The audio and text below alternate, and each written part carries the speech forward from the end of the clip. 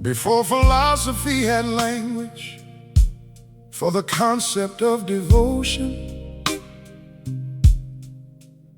before the poets found the metaphors for depth beyond the ocean, a love was being authored that no century could contain, that signed itself in sacrifice and never changed its name. Not the love that measures distance before deciding to engage, not the love that reads the history and factors in the age of the womb before it reaches, not the love that counts the cost, but the love that went to Calvary specifically for the lost. Agape is the word the Greeks surrendered to describe it, the kind that operates without the benefit of reciprocate, that loved before the loving was returned or even cited, that chose before the chosen had a reason to participate,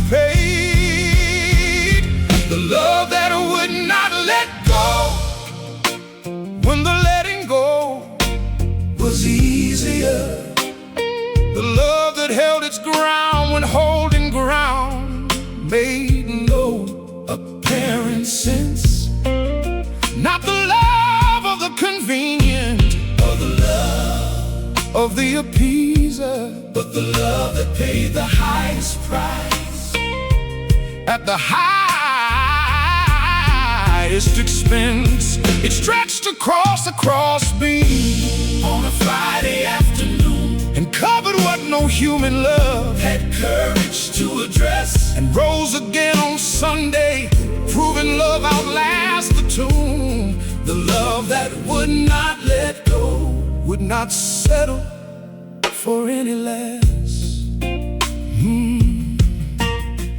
Romans 8 ascending to its pinnacle declares that nothing in the catalog of everything that's scarce, the soul at its most vulnerable, not death, not life, not height, not angels, powers, present things, not the depth of darkest night can separate, which is a word that needs to be examined fully, slowly, carefully before it can be claimed, because separate implies that distance is a thing that can be managed between the love of God and Christ and the one that love is named. And the naming happened first, before the falling and the failing, before the record that accumulated waiting would not clear. The love was already established, already prevailing, already at the finish line before the start appeared. The love that would not let go when the letting go was easier, the love that held its ground when holding ground made no apparent sense, not the love of the convenient or the love of the appeaser, but the love that paid the highest price at the highest expense. It stretched across a crossbeam on a Friday afternoon and covered what no human love had courage to address, and rose again on Sunday, proving love outlasts the tomb, the love that would not let go, would not settle for any less. Oh, Holy Spirit is the seal of what that love secured, the down payment on a promise that eternity has ensured, moving through the present like a river through the stone, carving out the channels where the love of God is known. Jesus is the face that love decided it would wear when it entered into history and breathed the common air. Walked among the broken, ate beside the disregarded, and proved that love divine was not from human suffering parted. And the Father is the origin, the source before the source, the love that set the whole magnificent and aching thing in course. From before the first atomic thing had anywhere to be, this love was already decided, already aimed, already free. The love that would not let go is the love that holds this moment. Every breath drawn in and out is borrowed from its care. Not a passive, distant, theoretical component, but a love that is specifically and actively right here. Wider than the asking, deeper than the understanding, higher than the ceiling of the best that hope can build, more ancient than the universe and constantly expanding. The love that would not let go and never will.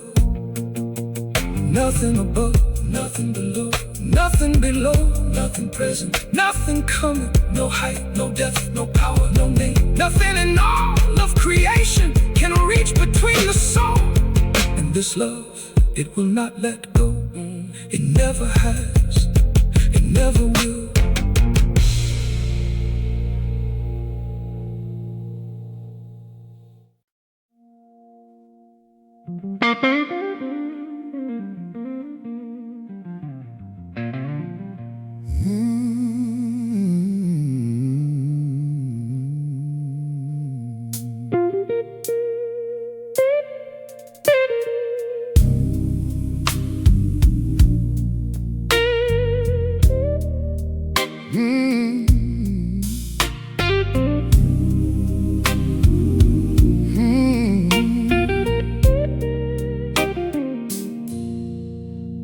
Before the morning knew its name, before the light had learned its frame, before the ocean found its shore, he was and is and evermore the architect of everything that breathes, the author of the wind inside the leaves, the hand that set the galaxies in place and still found room to specialize in grace. This is who he is, the beginning and the end of every story ever told. This is who he is, the warmth that lives inside the marrow of the cold.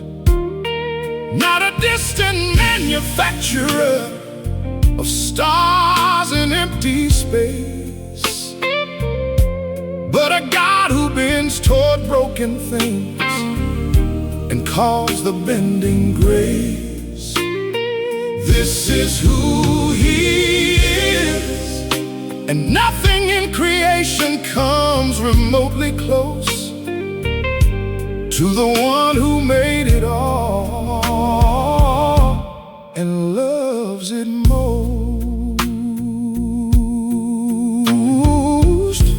His mercy is not rationed by the morning, does not depend on what the night before contained.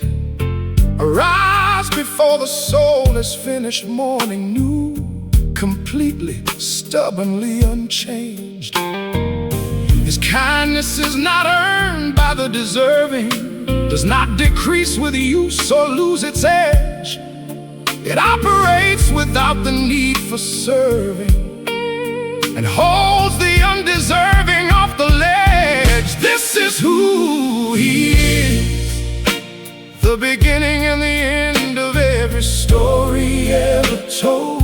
This is who he is, the warmth that lives inside the marrow of the cold. Not a distant manufacturer of stars and empty space, but a God who bends toward broken things and calls the bending grace. This is who he is, and nothing in creation comes remotely close to the one who made it all and loves it most. He is holy without coldness. He is just without cruelty. He is ancient without oldness. He is everything that love was meant to be. He is patient, past the patience of the best that human love has managed yet. He is present in the spaces where the presence of anyone else has already left. Jesus walked the dust to prove it, took the weight that no one else could carry far. The Spirit moves like water through it. Every crack, every wound, every scar. Not a doctrine in a building, not a theory dressed in stained glass and in stone, but a living, breathing, seeking God who will not leave his own alone. This is who he is, the beginning and the end of every story ever told. This is who he is, the warmth that lives inside the marrow of the cold. Not a distant manufacturer of stars and empty space, but a God who bends toward broken things and calls the bending grace. Oh, this is who he is, faithful when the faithful have forgotten how to stand.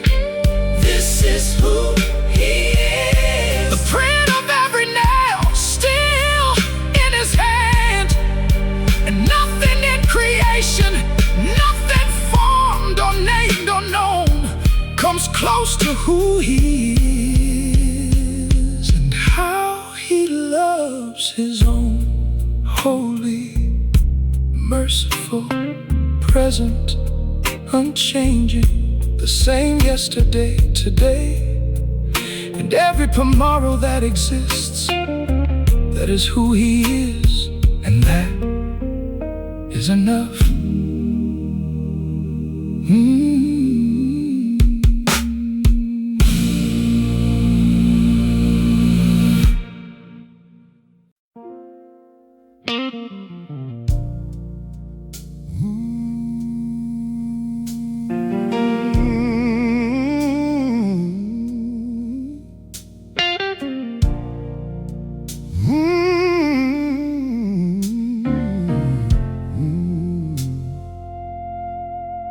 Mercy is not a concept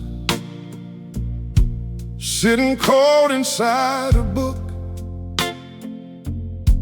It has a face, it has a history, it has a certain look. It walked the roads of Galilee with dust between its toes, and touched the ones that every other hand refused to close. It stopped for blind Bartimaeus when the crowd said walk along. It reached for Peter sinking when the water proved him wrong.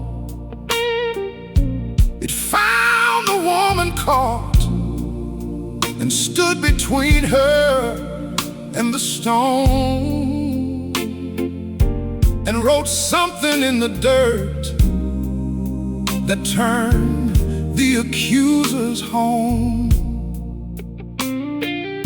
This mercy is not fragile, and it does not have conditions, does not arrive with invoices or previous dispositions.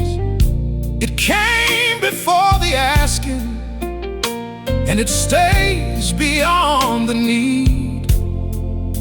This is the mercy of His name, the most extraordinary creed.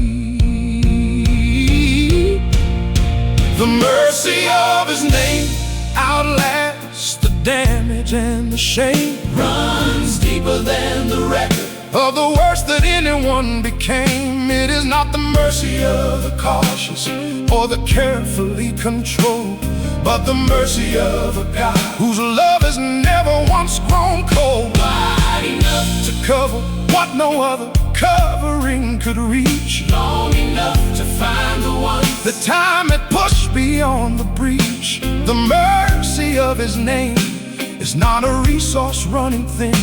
It is the nature of who He is. It always was. It has no end. His compassion is not managed from a comfortable distance, does not observe the suffering with professional persistence. It moves, the scripture says, He was moved in His bowels of care. A translation that means mercy felt it deep before it got there. He wept at Lazarus' grave before He spoke the resurrection, which means the God of miracles chose grief over correction. Sat inside the sorrow first before He made the stone roll back, because mercy always enters in before it starts to act. Oh, The mercy of His name outlasts the damage and the shame, runs deeper than the record of the worst that anyone became. It is not the mercy of the cautious or the carefully controlled, but the mercy of a God whose love has never once grown cold, wide enough to cover what no other covering could reach, long enough to find the one. that time had pushed beyond the breach. The mercy of His name is not a resource running thing. It is the nature of who He is. It always was. It has no end. Lamentation says it rises with the sun, new every morning, not recycled, not undone, not the leftovers of yesterday's supply, but fresh, completely, faithfully arriving with the sky. And the morning that feels furthest from the reach of anything good still receives the same new mercy that the brightest morning would. Because the mercy of His name is not calibrated to the deserving. It is calibrated to His character, and His character keeps serving. Jesus on the cross with nails still fresh inside His hands said, Father, please forgive them, they don't understand. Which means even at the apex of the suffering He endured, the mercy was still operational, still present, still assured. The mercy of His name outlasts the damage and the shame, Runs deeper than the record of the worst that anyone became. It is not the mercy of the cautious or the carefully controlled, but the mercy of a God whose love has never once grown cold, wider than the ocean and more ancient than the deep, more faithful than the morning, and more constant than the heartbeat keeps. The mercy of His name is the foundation of it all, the reason any broken thing can rise after the fall, new every morning, not diminished by the night before, not reduced by the accumulation of the years. Fresh, faithful, waiting at the edge of every dawn. This is the mercy of His name, and it will be there tomorrow as it was today, as it always has been.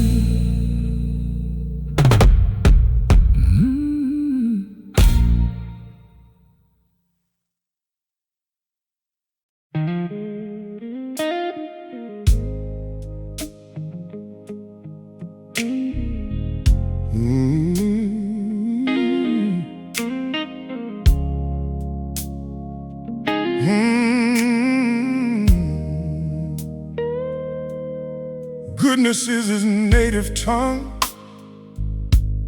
the language that He speaks, not reserved for mountaintop, but present in the valleys and the creeks of ordinary living, in the unremarkable and plain, in the bread upon the table and the mercy in the rain.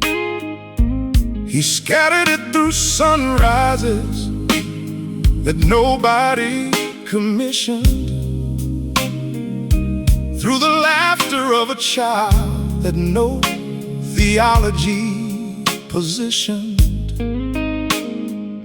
through the moment when the music hits the place inside the chest that no neurology can fully map or fully address. His goodness is not diplomatic, not a calculated move, not the goodness of a deity with something left to prove. It flows because it cannot help itself. It is the overflow of a nature so essentially good, it has nowhere else to go. The goodness of God is not a seasonal arrangement, does not follow the behavior of the ones who receive it most, not a reward distributed after careful management, but the signature of everything He is, from coast to coast, from the first day of creation, when He looked and called it good, to the last page of the story. It has always been understood that goodness is not what He does occasionally or when earned. It is the fire He is made of. It is always, always burned.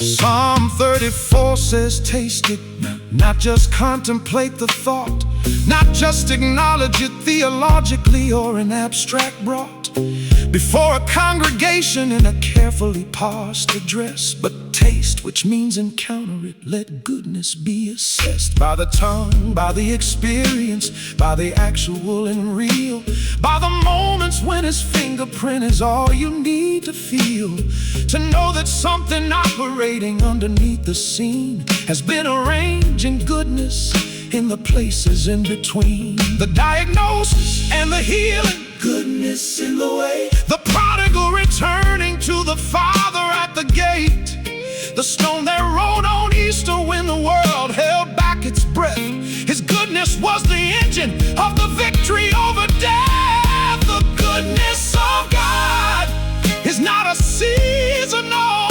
arrangement, does not follow the behavior of the ones who receive it most, not a reward distributed after careful management, but the signature of every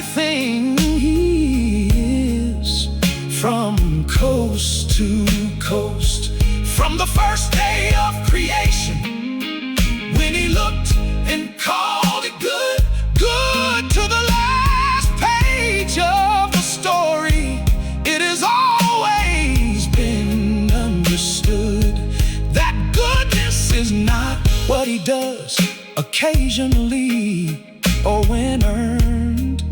It is the fire he is made of. It is always burn. Holy Spirit moving gentle over everything that breathes, distributing the goodness like a wind distributes seeds into soil that wasn't ready, into ground that seemed too hard, into the most unlikely places. That is where he guards. Jesus walking through the markets, through the synagogues and dust, demonstrating goodness as a practice, not a trust. Fall exercise in theory, but a daily living proof that the goodness of the Father had a face beneath the roof.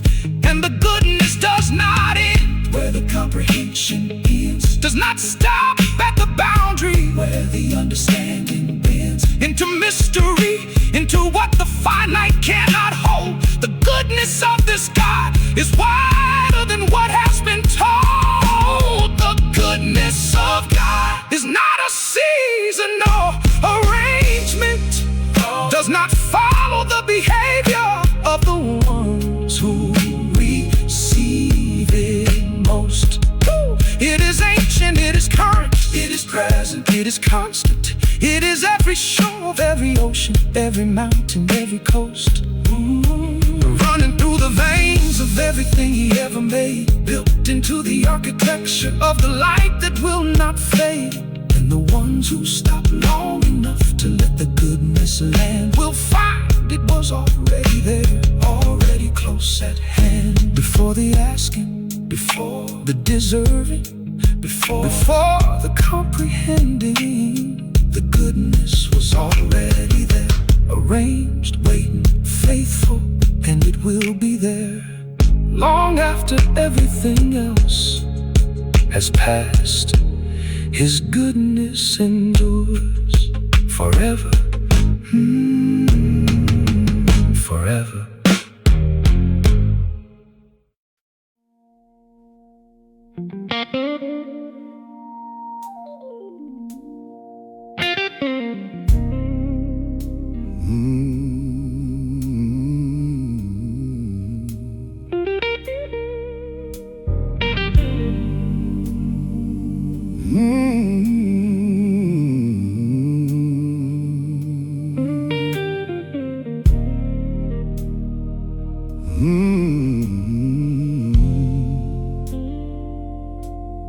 Philosophers constructed their most careful architecture. Poets borrowed every metaphor the language had to give. Theologians assembled their most intricate conjecture, and still the name exceeded every framework they could live inside. Because the name was not invented by a culture, was not assigned by scholars in a room with books and light, was spoken by an angel to a woman in the rupture between the ordinary and the suddenly one night. And the name arrived with a weight that language cannot carry fully, only partially in syllables and sound. Jesus, which means God delivers, which means nothing is contrary to the purpose in that name, which means the lost have all been found. The name above all names is not a religious punctuation, not the period at the end of every practiced prayer. It is the hinge of all of human history and creation, the axis everything is turned on, turning still, right there, right there. At the name, the knee of heaven and of earth, and what lies under bends not from compulsion, but from recognition of the word of the one who split the darkness like a slow and holy thunder, and walked the dust of an unremarkable patch of earth.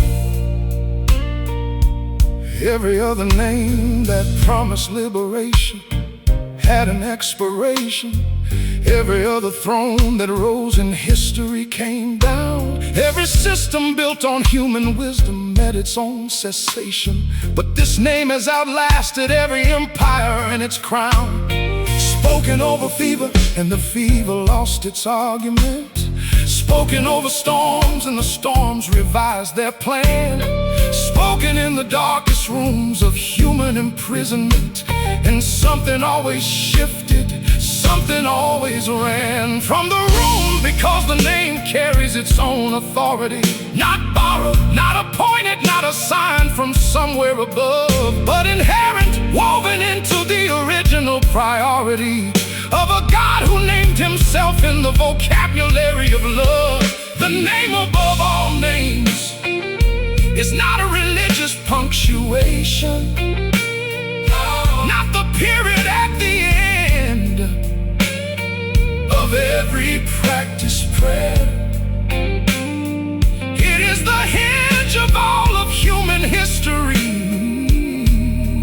and creation. The axis, everything is turned on, turning still, turning still, turning still, right there, right there, at the name, the knee of heaven and of earth, and what lies under bends not from compulsion, but from recognition of the worth of the one who split the darkness like a slow and holy thunder, and walked the dust of an unremarkable patch of earth.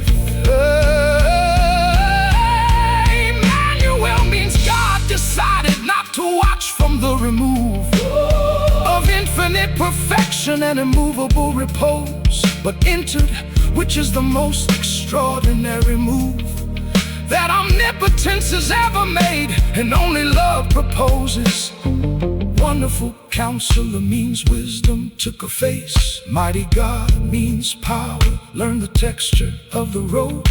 Everlasting Father means the ancient and the grace are not in contradiction. They have always been the same abode. Prince of Peace means the wall that ran through everything between the holy and the broken has a resolution date. And the Lamb upon the throne means suffering and offering were never the conclusion, they were always just the gate. The name above all names needs no defending, and no platform needs no army and no argument to hold its ground. It has been spoken into every darkness, every rainstorm, and the darkness and the rainstorm always lost the round. Whispered by the dying as the final word they uttered, shouted in the stadiums where thousands found their way, written on the walls of every place where hope had stuttered and found against all evidence one more reason to stay. The name above all names was before the first was named, will be standing when the last of everything is claimed. It's ending, and the name will be precisely what remains. Jesus, Lord, the name above all names. Every name that ever carried weight borrows from this one. Every authority that ever stood beneath this one.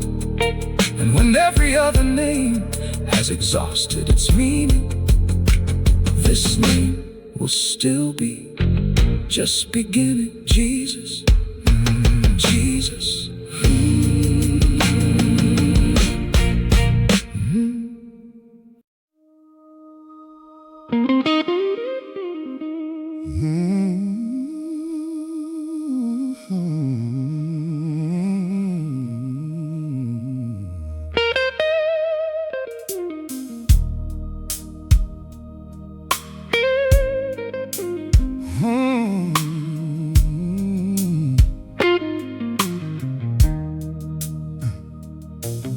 Holiness is not a rule assembled by religion, not a list of what is permitted and what falls outside the line.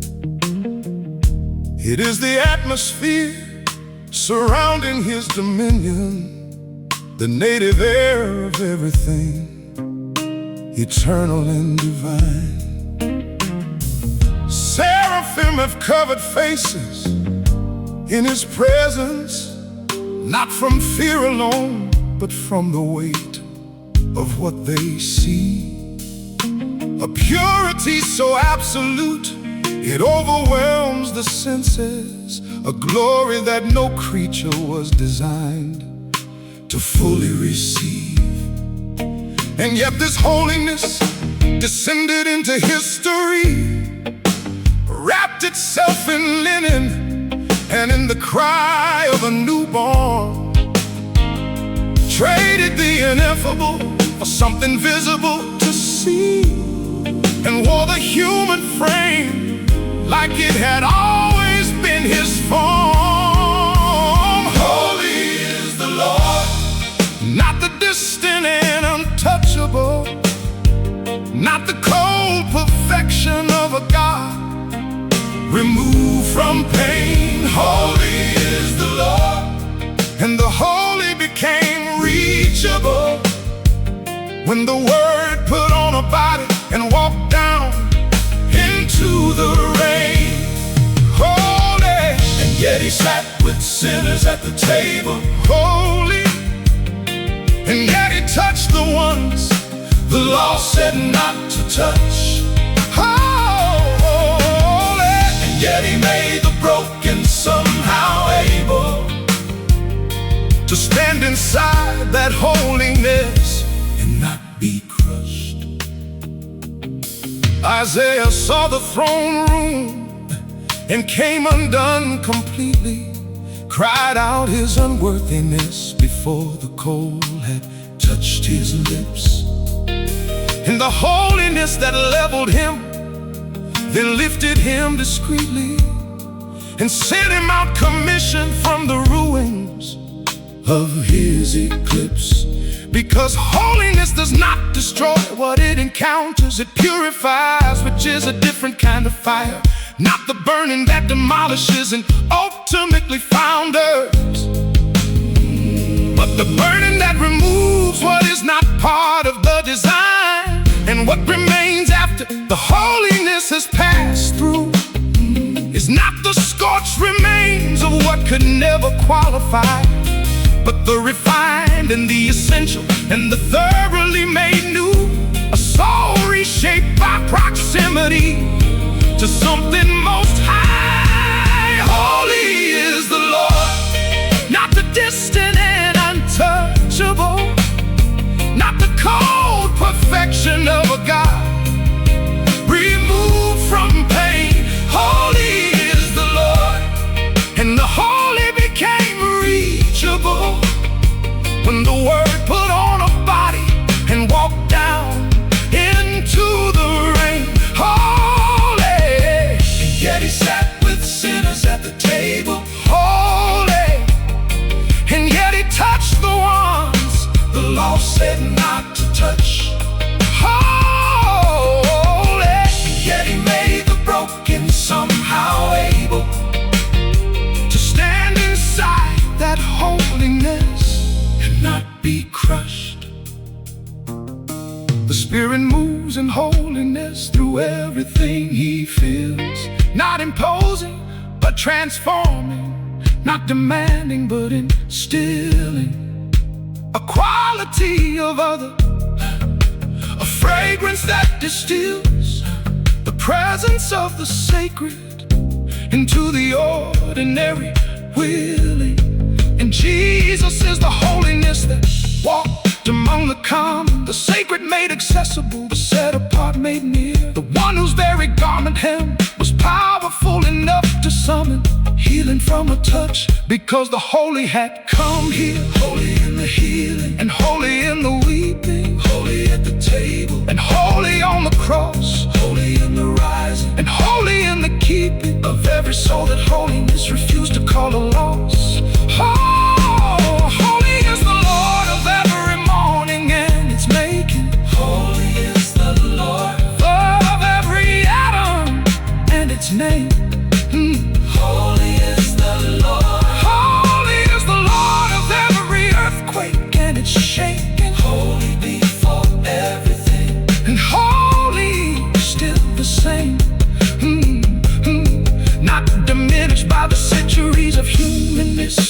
perfection, not reduced by all the ways the sacred has been framed into something manageable. Holiness defies the section that religion builds to keep it tame.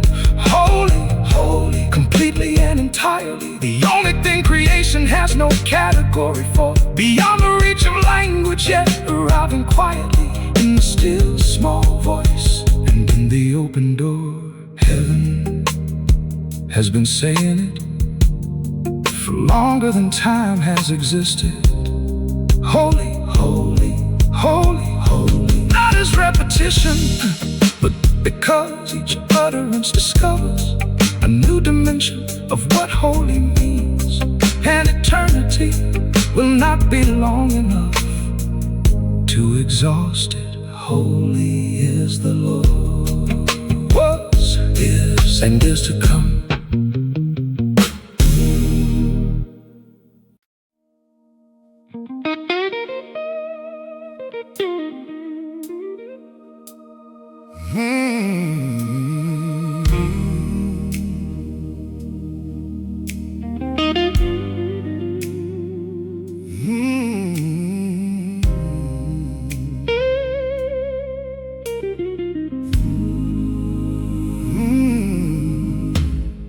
Long before the mountains had a shadow or a name,